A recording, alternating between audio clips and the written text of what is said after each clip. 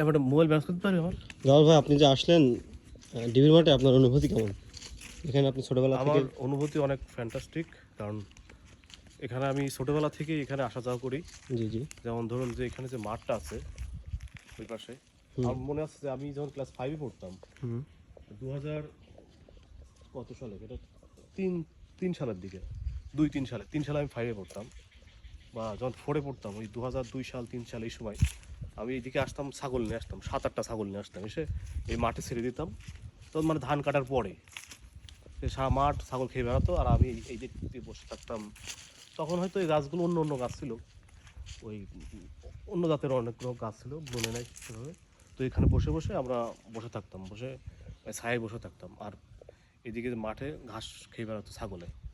তো সেই কথাগুলো মনে পড়ে যায়। তো ঠিক সেই মাঠ আছে এখনও, গাছ এখানে অন্য গাছ ছিল, এখন অন্য গাছ জন্মেছে। সেই ছাগলগুলো হয়তো মানুষ খেয়ে নিয়েছে এতদিন, বা এগুলো হয়তো তখনই খাওয়া হয়ে গেছে বা মারা গেছে। তো কত দিন চলে গেছে, প্রায় 20-22 বছর চলে গেছে। 20-22 বছর পরে আমি এখানে আসলাম, যদি এর মধ্যে আসছি।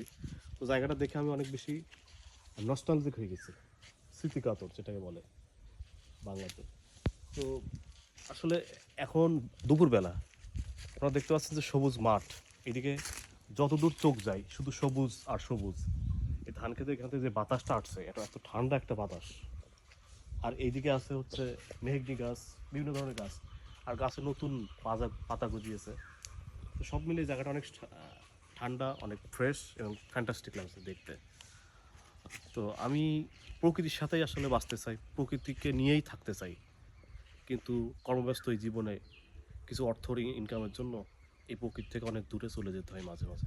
মাঝে মাঝে না, সবসময় থাকি, হয়তো এখন মাঝে মাঝে প্রকৃতির মাঝে আসা হয়।